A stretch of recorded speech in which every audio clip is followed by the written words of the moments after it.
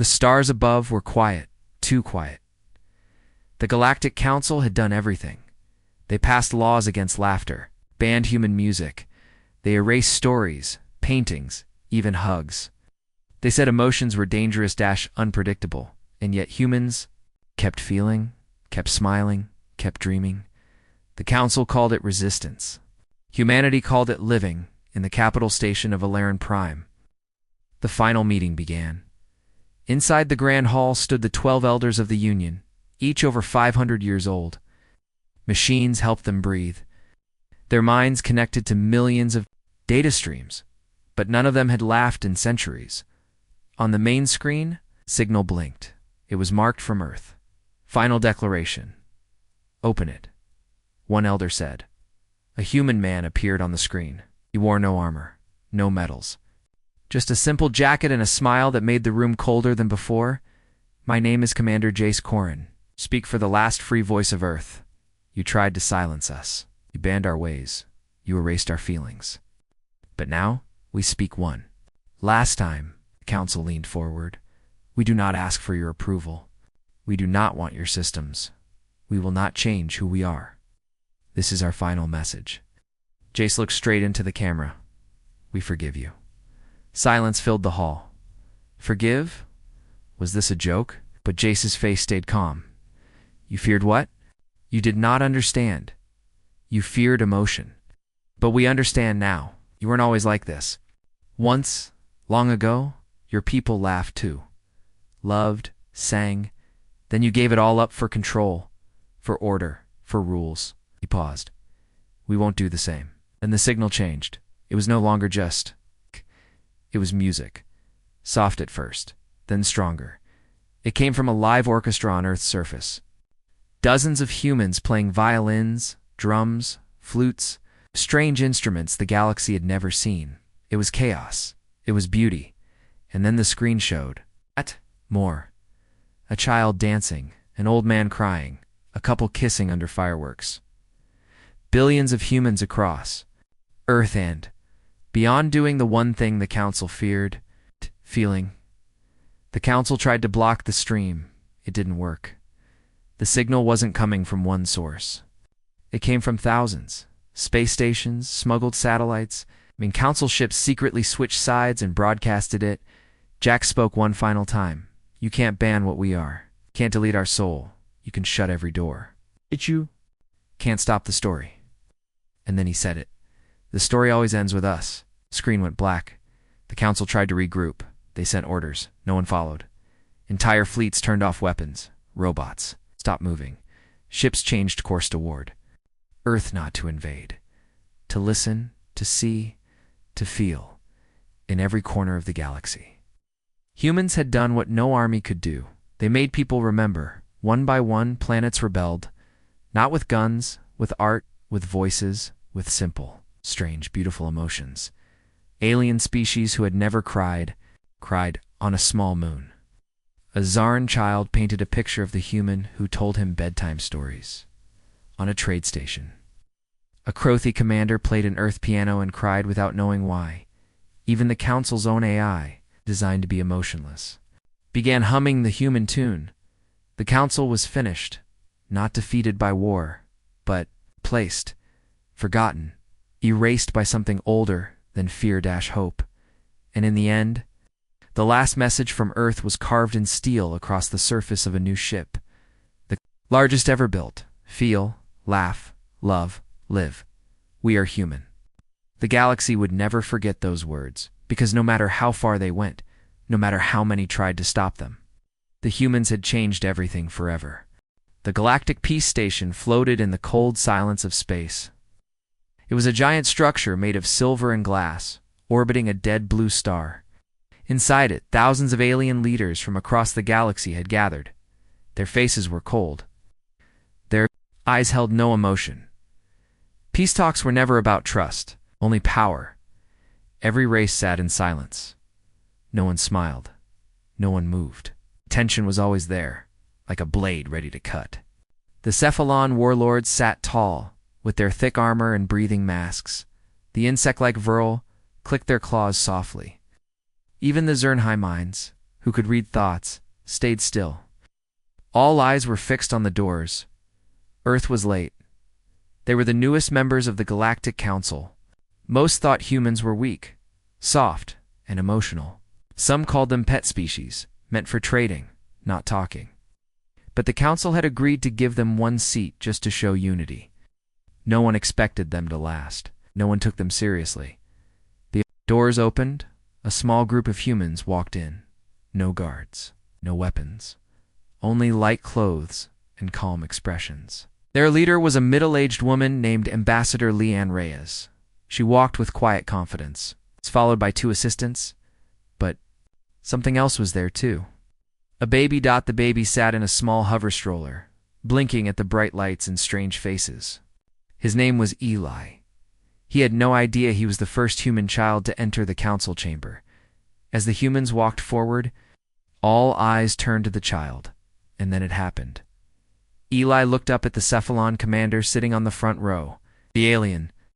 It was huge, almost 3 meters tall, with dark eyes and deep scars on his face. He had fought in more wars than he could remember. He had destroyed planets, burned cities. He had never known fear. Eli raised a tiny hand and smiled. No one spoke, no one breathed. The Cephalon commander froze. His hand dropped from his weapon belt. A strange feeling moved through his chest, tight and hot. He felt warm, weak. He stared at the child's face, confused. What was that? The Zernheim mind leaned forward, curious. The Vral stopped clicking. Even the silent gas creatures from Sector 14 glowed a bit brighter. Ambassador Leanne stood still. She had seen it happen before, but never like this. The baby giggled, and the entire chamber felt it. It was soft, pure, human. The Cephalon commander blinked. His fingers trembled. He looked at his second-in-command and whispered something in a low voice. "I don't want to fight today."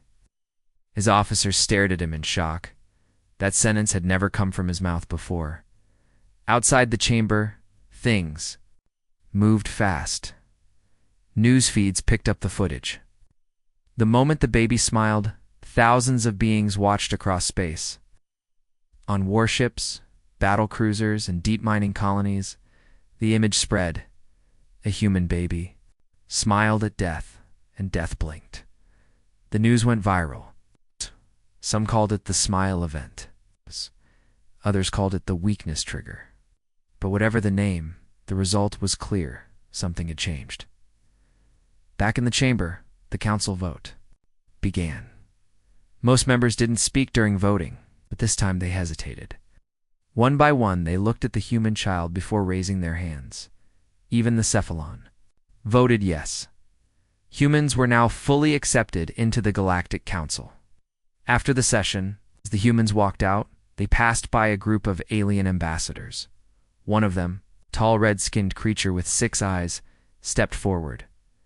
"Your child," it said in a dry voice, "is dangerous." Ambassador Leanne nodded once. "We know." That night, council channels burned with strange messages. Some aliens reported a new feeling inside them. Others described dreams, human voices, laughter, memories that were not their own. On the battlefront near the Crimson Moons, 2 rival species had planned to restart an old war. But when one of their soldiers showed the baby's smile on his holopad, the enemy troops paused. One laughed. Another lowered his rifle. By evening, both sides had agreed to talk. Elsewhere, the High Court of Garthon passed a law banning human children from being shown on screens.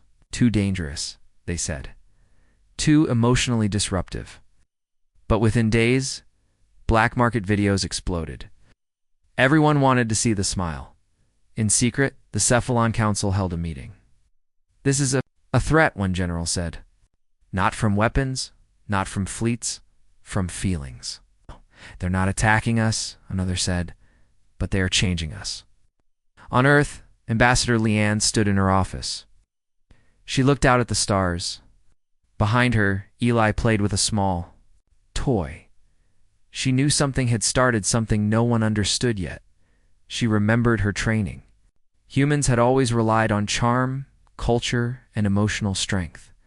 But this was different. Other species had no defenses against human softness, against hope, against peace, against the smile.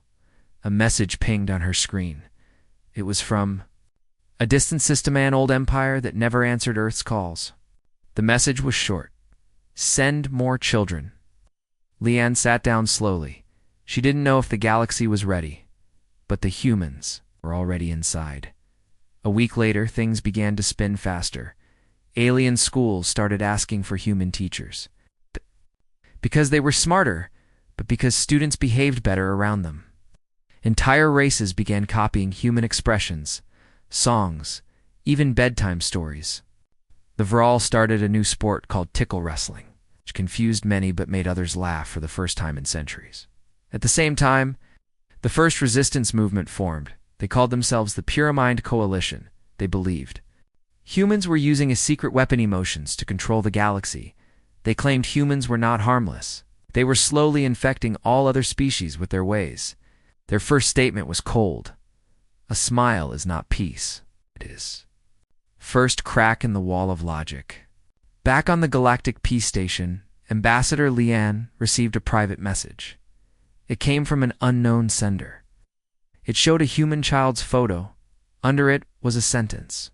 What happens when the galaxy no longer fears war? Because they love the enemy? Leanne closed the message. She turned to Eli, who now walked on tiny legs and laughed at a floating light drone. She whispered to herself, "That's what they're afraid of." Humans were not the strongest, not the fastest, not the most advanced, but they had something no other species had. A weapon that looked like kindness, and the galaxy was falling under its spell. The war had not begun with fire or blood. It had begun with a smile.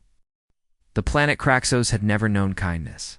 It was a world made of storms and iron mountains, ruled by fire and fear. For 10,000 years it had trained only warriors. The Kraxans believed in strength, obedience, and silence. Weakness was punished, mercy was banned. Kraxos did not trade. Kraxos did not speak. And Kraxos never asked for help, until now. It began with a single signal, quite a broken message sent across the stars. Medical crisis, unknown virus, assistance required. Any species. The message was strange. It came from a remote outpost near Kraxos, a place where even their own citizens rarely returned from. Many thought it was a trap. Others ignored it, but not the humans. Earth's allied medical corps responded within 6 hours. They sent a small rescue ship with doctors, nurses, and supplies. No weapons, no soldiers. It's just people trained to help. When they landed, the locals expected something else. Kraxan warriors surrounded the ship with blasters drawn. Their leader, Commander Threx, stepped forward. His armor was black. His eyes were cold. "You came here to die?" he asked. Dr. Mira Lang stepped out of the human ship, calm and unafraid. Her voice was soft. "No," she said. "We came here to heal." The Kraxans didn't understand. They watched as the humans moved quickly. They set up field tents, opened scanners, and began treating the sick. The virus had spread through water. Systems. Many had already died. Human doctors worked day and night. They saved children. They saved soldiers. They didn't ask for anything. Kraxan law said strangers must be watched. But soon, guards started helping carry medical crates. Warriors who had never spoken to outsiders found themselves listening to human lullabies. And then, something happened. That had never happened before on Kraxos. A human nurse hugged a sick Kraxan child. It was small, just a gesture, but the planet felt it. The news spread faster than fire. A soft race had entered the death world and cured the virus without fear. Some Kraxan leaders ordered silence, but it was too late. A recording of the hug reached the surface cities. Kraxan citizens, trained to feel nothing, paused for the first time. They paused. Felt Commander Threx walked alone at night. He looked at the stars. He didn't understand the weight in his chest. His people were changing. He couldn't stop it. He called for Dr. Mira. She met him outside the medical tent, tired but smiling. "Your people are dangerous," he said. She nodded. "We've heard that before. Not because of weapons, he said. Because we cannot hate you. Dr. Myra looked up at the giant warrior. You don't have to. Threx didn't speak. He turned and walked into the dark. 3 days later, the virus was gone. The mission was complete. The humans packed their ship, but the Craxans did. Something no one expected. They begged them to stay. Dr. Myra declined. We'll come again, she promised, as the human ship lifted into the sky. Thousands of Craxans stood on the ground watching. Some waved. Others cried. A new word entered their language that day. Hirana meant soft power. The galaxy didn't notice at first. But a week later, a message came from Craxos. We offer trade. We seek human visitors. We request emotional instruction. The council was stunned. Crax, the silent fortress of war, had opened its gates. Alien ambassadors argued for days. Some believed it was a trick. Others said humans had unlocked something dangerous in Craxan minds. But one species, the Tharn, sent a warning. If a world like Craxos can fall in love, then nothing is safe. Behind closed doors, panic began to grow. The Vril locked their borders. The Zernheimans ran tests on emotion control. Even the Cephalon, once frozen by a baby's smile, began training their soldiers to resist human presence. But it didn't matter, because the effect was spreading. On planets where humans visited, wars slowed, crime rates dropped, hostile leaders became calmer, citizens copied human behaviors, laughing, hugging, forgiving. No one could explain it, but something was clear. The galaxy was falling in love with humanity, Ambassador. Leanne watched the news feeds. From her station on Earth's moon, every day, new footage came in. A human teacher calming a class of insectoid students. A firefighter saving a creature 3 times her size. A human street musician making robots dance. She smiled, but she also worried. Too fast, she whispered to herself. This is happening too fast. A report came in that shocked even her. The planet Zerthu, known for its violent games where gladiators fought to the death, had canceled its blood. Games. In their place, they held a human film festival. The most watched movie. Romantic comedy about puppies and pancakes. On Craxos, a statue was raised. It showed a small child in human clothes offering a flower to a massive warrior at the base. Of the statue, a quote was carved, "He made me feel." Across the stars, debates erupted. Is this peace? Or is it a kind of invasion? The Puriman coalition grew louder. They are not killing us, they said. They are changing us. And deep in the dark corners of the galaxy, something old stirred up. Species older than the Council, one that had remained hidden. They watched the humans. They saw what was coming, and they prepared. Because they had seen this before, long ago. Another galaxy, another species had done the same. They had used emotions as tools, and they had broken everything. Now it was happening again. And this time, the smiling ones were human. No one expected war to end with a laugh. On the planet Verdanus, 2 armies had faced each other for weeks. Blasters were ready. Ships hovered in the sky. Everyone was waiting for the order to fire. Then a human ship landed between them. It was small. Not a warship. Not even military. It belonged to Earth's emergency aid group. The humans on board had one mission: rescue civilians. The alien commanders ignored them at first. They thought the humans were fools. This was not their war. This was not their place. But the humans didn't leave. Instead, they walked into the war zone with stretchers and medicine. They treated the wounded on both sides. They gave water, bandaged injuries, even gave chocolate bars to soldiers. And then, something strange happened.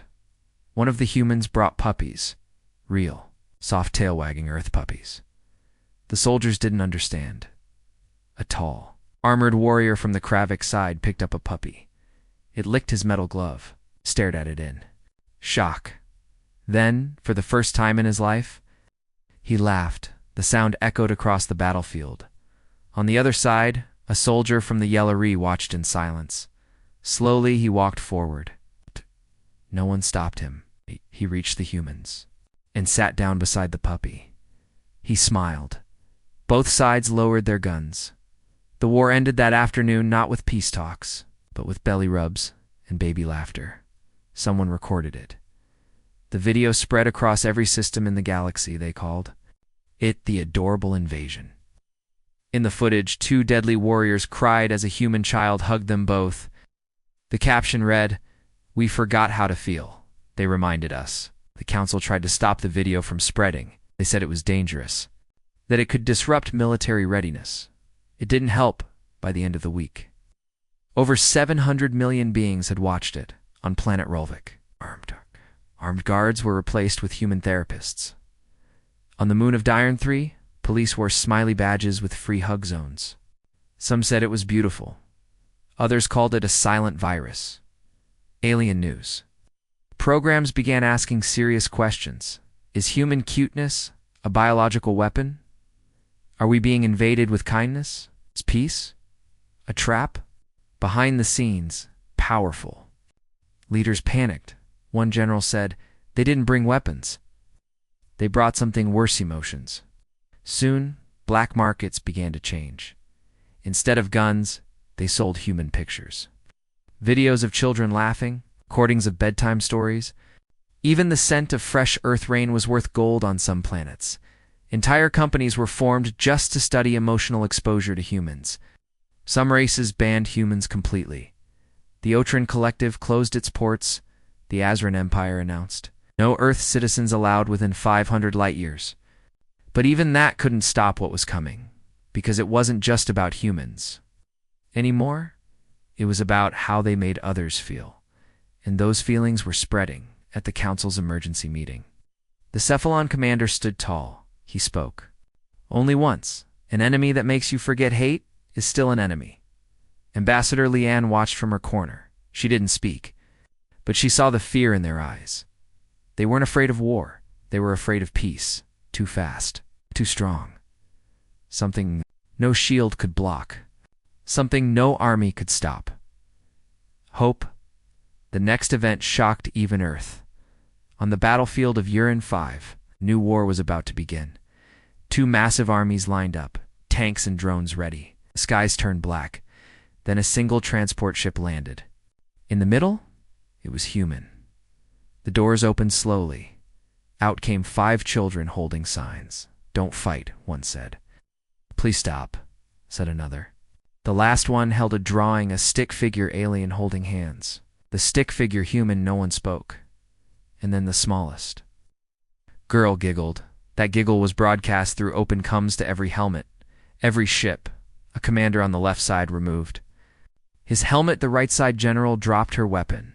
One by one, they walked toward the children. They sat down together. No, shots fired. The footage reached every corner of the galaxy in less than an hour. No one could ignore it anymore. The humans had done something impossible. They had made war feel wrong. Back on Earth, people were confused. They hadn't planned this. They didn't send children to stop wars. But the galaxy had already decided. Humans were not visitors anymore. They were changing everything. Ambassador. Leanne stood in her private office, watching thousands of news clips. Her hands were tight. Her mind raced. "We didn't mean to do this," she whispered. But something deep inside her knew. The moment the first smile had landed in the council chamber, the war had already begun, and it was still growing alien. Groups formed resistance cells. They trained themselves to resist human emotion. They listened to screams instead of laughter. They watched war footage instead of love stories. They called themselves the Cold Hearts. But even among them, some secretly watched old Earth cartoons. They cried. They just never admitted it. Soon, stories began to surface. A soldier who once burned cities now opened a school. A load on the asteroid rings retired after watching. A baby giggle. A planet-wide prison shut down because the guards and prisoners began playing soccer together with humans. The council held another emergency vote. Do we ban all human aid groups? Do we isolate Earth permanently? Do we declare human behavior a class of disruption? But before they could decide, a new report arrived from a planet called Kreltis. A human team had been helping refugees there. A disease broke out. The humans stayed even as it spread. One by one, they got sick. Some died. But they saved the locals. The final message from the human team came through weakly. A nurse looked into the camera, pale and shaking. She said one thing, even if you fear. Us. We only came to care. The council chamber fell silent.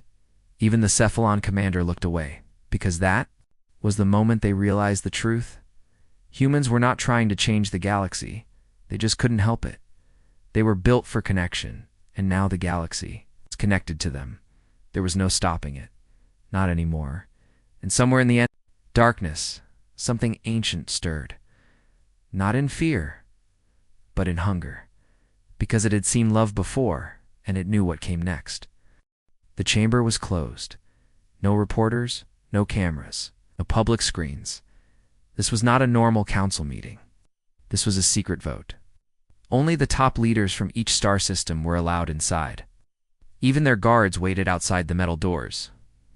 Room was cold, round, silent, and tense.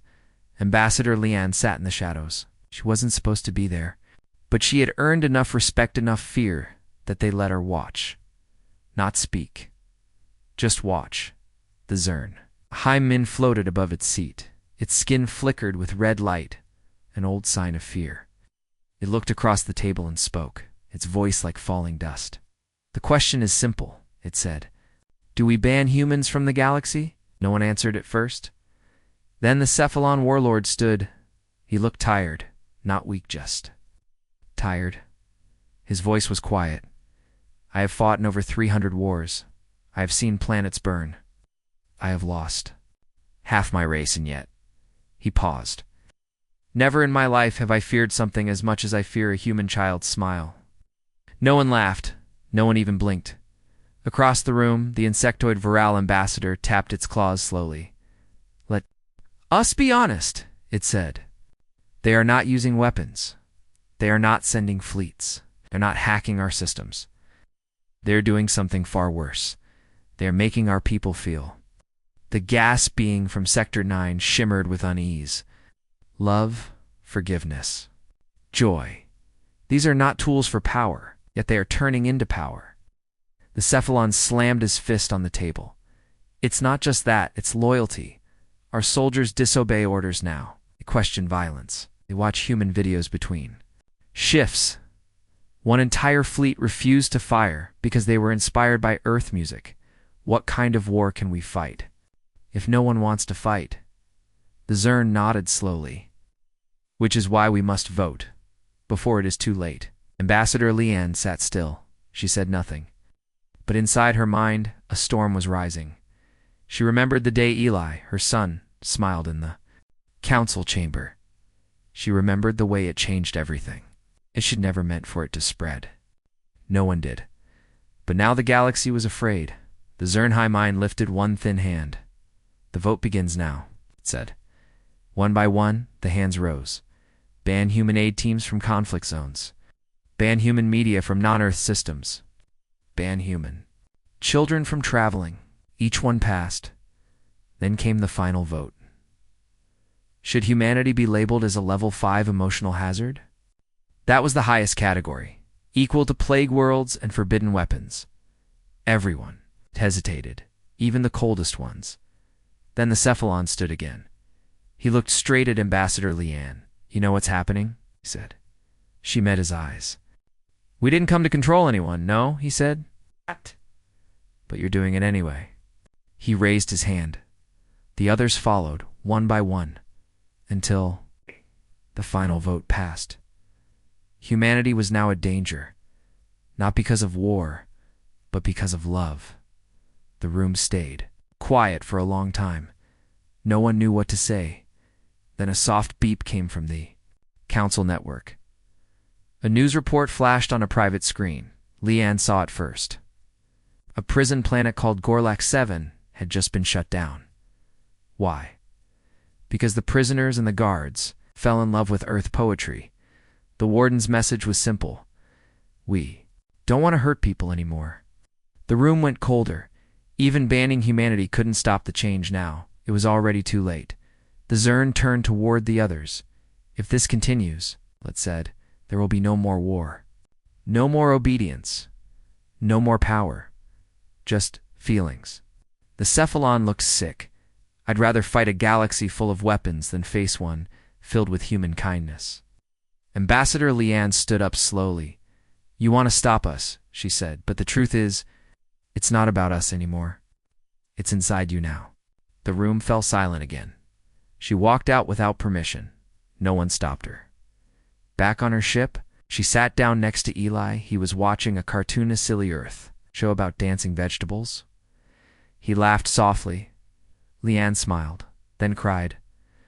Not because of fear, but because she understood this wasn't a vote. It was the start of something else.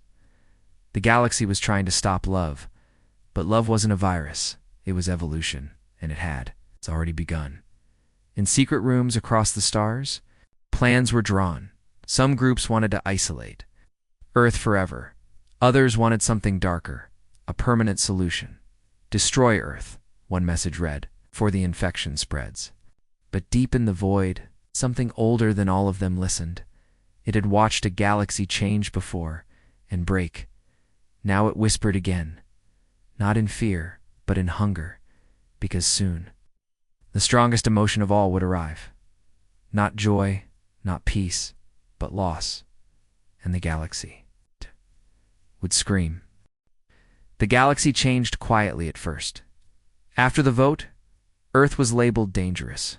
Human shows were banned. Human charities were pushed away. Human laughter was called emotional warfare. But the bans did nothing, because feelings can't be stopped by rules. And somewhere in the cold darkness of space, a new group appeared. They called themselves the Heartbound. They were not human. They were alien. Viral, Zern, Cephalon, even gas beings. They wore human clothes, played human music. Some even tattooed Earth's flag on their skin. They didn't worship Earth's power or science. They worshipped how humans felt. A Vral priest stood before a crowd on a shattered mining moon. He held up a worn teddy bear and said, "This is what saved my people." In the crowd, soldiers wept all across the stars. The same thing happened. Temples rose, small at first, then bigger. Statues of human children laughing. Walls covered with Earth poems. Songs sung in English, though many couldn't speak it. The message was simple. Humans are not gods. But they showed us something better than power. They showed us love. Governments panicked. On planet Veltris, the Heartbound took over a military base without firing a shot. The soldiers inside had already joined. On the moon of Turkle-4, the entire police force quit. They opened a sanctuary and offered free emotional cleansing through human bedtime stories. The council declared the Heartbound illegal, but they only grew stronger because they weren't fighting with weapons. They were fighting with feelings, Ambassador. Leanne watched all of this from Earth's orbit. Her ship stayed silent. Outside, protest fleets floated, warning Earth to stop spreading emotion. She couldn't stop it. No one could. Eli, now a bit older, sat beside her. He asked a question that stayed in her mind for hours. Why do they cry when they hear my voice? Leanne didn't have an answer, but across the stars a Zern general explained it best. Because you remind us of what we lost. The Heartbound started sending emotional missionaries. They traveled in peace, offering nothing but kindness, stories, and memories. Entire planets gave up their armies after spending one night listening to Earth lullabies. The Purimine Coalition struck back. They blew up a Heartbound ship filled with emotional archives. They called it a virus purge. But the day after, 12, more Heartbound temples appeared, and something even stranger happened. An ancient species, one that had never spoken to anyone, sent a signal. It was simple. 3 words we understand now. The message came with a single file, a photo of a human child, sleeping. The council called an emergency session. The Cephalon warlord was furious. They are turning faith into a weapon. he shouted. The Zern agreed. They are not asking for followers, they are creating them. The insectoid Viral ambassador said nothing because he had already joined the Heartbound. In secret, the vote was clear: destroy the Heartbound by any means necessary. But there was a problem. The Heartbound were not in one place, they were everywhere. Even on council worlds, even inside. Council ranks and worse, millions of non-humans now wanted to feel more. They didn't care about laws, they cared about love. Back on Earth, Leanne received a hidden message. It came from the Heartbound High Circle. It said, "They fear you because they can't stop needing you." She deleted the message, but the truth stayed in her chest. Across the galaxy, more strange changes happened. The warriors of the Burnt Ring, a group known for burning cities, turned their weapons into instruments. Their leader declared, "We are no longer soldiers. We are singers of peace." The galaxy laughed at first, then they listened and cried and changed. The Heartbound spread faster than any army in history, not with force, but with feeling. Soon deep space research stations started, broadcasting human lullabies to their workers. Sleep quality improved. Accidents dropped. Even machines started reacting differently. AI systems designed to predict danger became calm after hearing human voices. One system even refused to launch missiles. When asked why, he replied, "I felt something I don't want to harm anymore." The council called it code infection, but others called it awakening. Ambassador Leanne stood in the rain on Earth, watching crowds outside the United Galactic Embassy. Thousands of aliens had come not to protest, but to pray, to listen, to feel. Some held signs, "Teach us joy. We are tired of fear. Let us love." Leanne couldn't hold the tears back, because they weren't wrong. The Heartbound had risen, and now the galaxy itself was changing. But in the shadows, something watched. Something old, something silent. It had seen worship before. It had seen love turn to obsession, and obsession into destruction. Now it whispered again through the dark void. Let them love, let them follow, and then them fall. The warships came without warning. 4 empires, 6,000 ships. They flew fast and quiet. No speeches, no demands, just one target. Earth. Their orders were clear. Burn the blue planet. Stop the emotional disease. Silence the Heartbound. Good. They called it Operation Mindfire. But as they reached Earth's outer edge, they heard something strange. Music, not war drums, it's not alarms. It was soft. It was a song, a human child's voice, singing about stars, home, and bedtime hugs. The command. Ship's captain laughed. A trick. But the AI on board paused. Emotional signals detected. Crew brainwaves unstable. They ignored it. They moved closer. Then the message changed. It wasn't just singing now. It was laughter. Real, pure laughter. Children laughing. Parents playing. Friends teasing each other. The kind of laughter that makes your heart feel warm. That's when the trouble began. On ship 1142 of the Varkal Empire.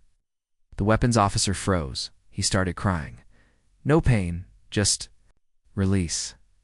"I miss my family," he whispered.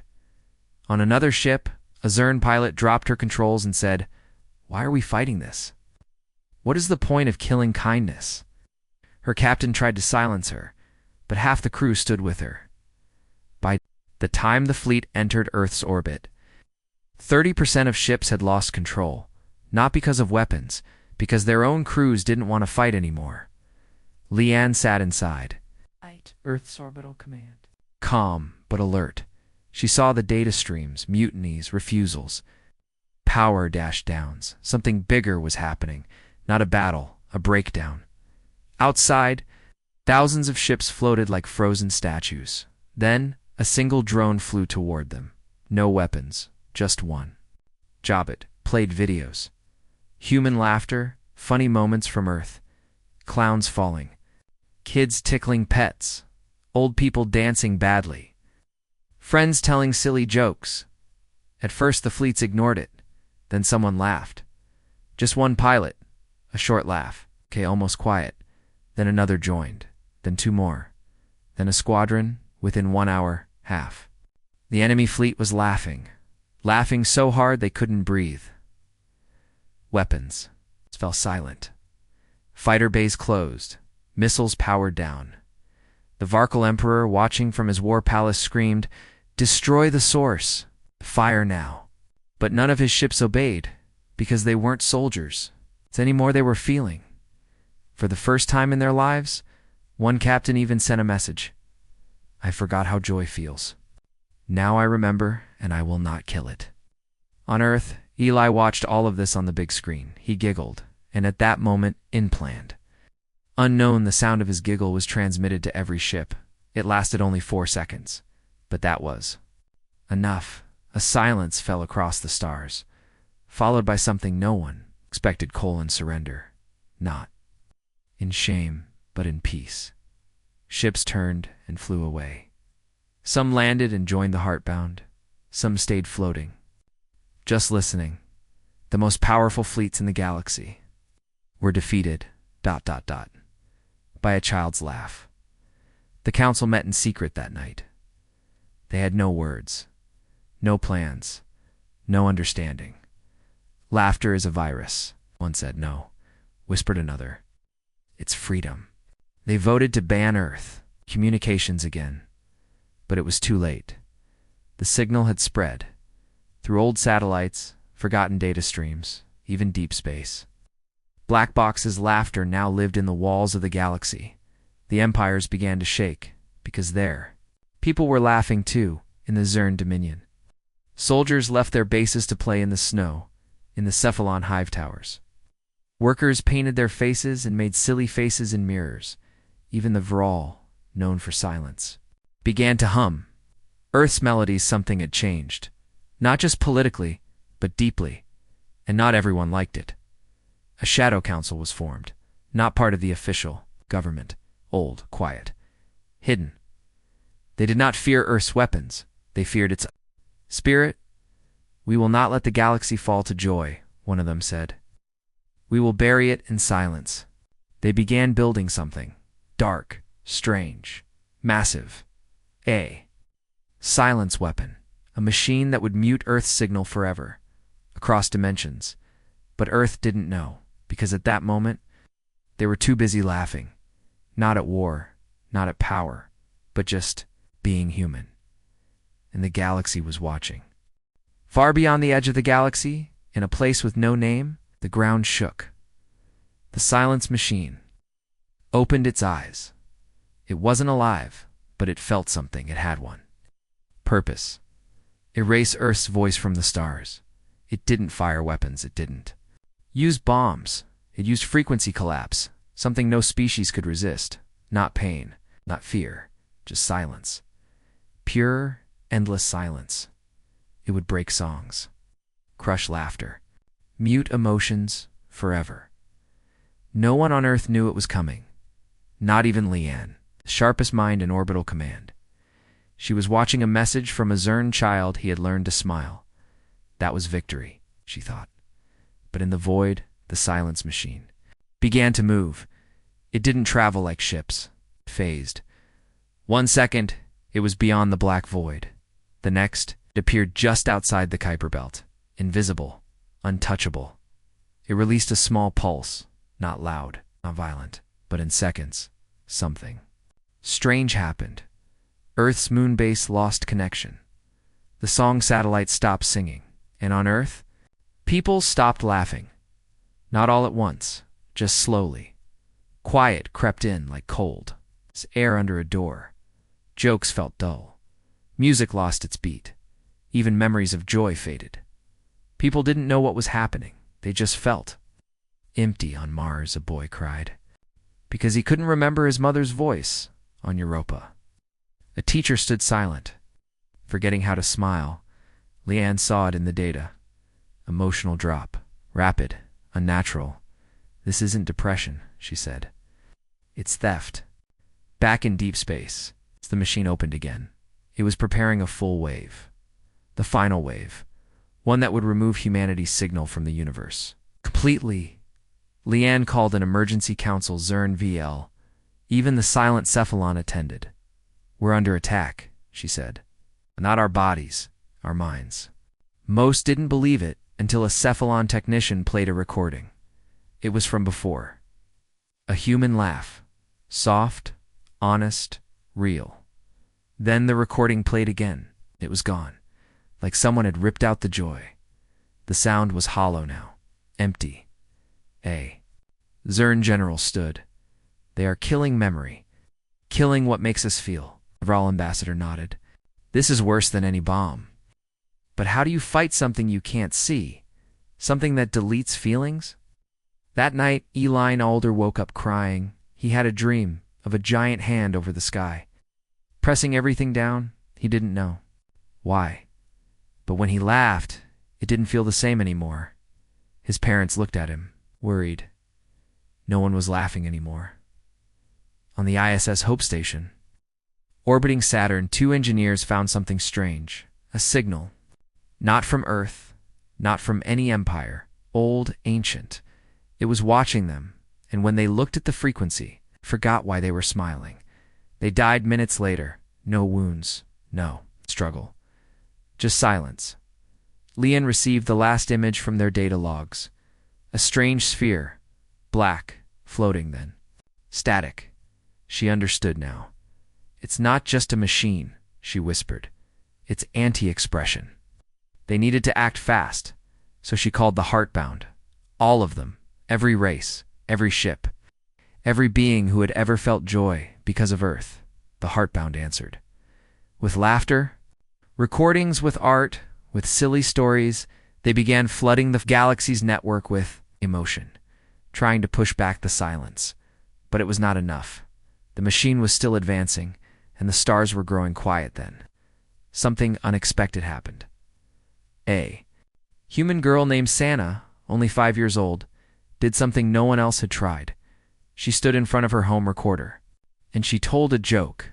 It was a bad joke, a silly one about space. It's bananas. But she laughed. She laughed so hard she fell over. The sound was sent. Accidentally, it reached the heartbound satellites, then bounced across every allied channel, and for one moment, the silence machine paused. It didn't understand. This wasn't memory. This was new, fresh. Laughter, created now, not from the past. That was the flaw in the machine's logic. It could erase recordings, but it couldn't stop new joy in Santa's. Laughter spread like light through darkness. The heartbound understood. "We don't fight the silence with guns," one said. "We'll fight it with now." Live emotion. Real connection. Every station across the system went live. People told jokes, sang, played, and even cried together. Real tears, real laughs, real stories. The machine tried to erase them, but it was too slow, because for every laugh deleted, 10 more appeared. Like fire from dry wood, emotion spread. Leanne activated Earth's full broadcast system. One message: be loud, be alive. The machine screamed. It had no mouth, but it screamed. It released its final wave. And then it broke, shattered, not into pieces, but into light, as if it had been holding the sadness of 1,000 stars, and now that sadness was gone.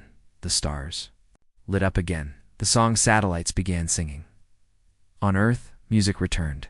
Laughter returned. Eli smiled, and Santa. She kept telling her banana jokes. Bad ones, but good enough to save the galaxy. The silence. Machine was gone, but the warning stayed. Joy. It was not just a feeling. It was a shield, a sword, a fire that machines could never erase again. The war was over, but something worse was coming. It wasn't a weapon. It wasn't a ship. It was a feeling. Something heavy. It spread through the stars like black mist. It made people stop looking up. The council called it the last weapon, a final move by the ancient ones who once built the silence machine. This wasn't meant to destroy Earth's voice. It was meant to erase hope itself. Leanne first saw it when she watched a rescue broadcast from Eros-9. A miner had saved 20 lives during a cave collapse. But when they pulled him out, he wasn't smiling. He just said it doesn't matter. Nothing changes. And walked away. No joy, no pride, no hope. The heartbound started breaking. Ships left patrol, alliances.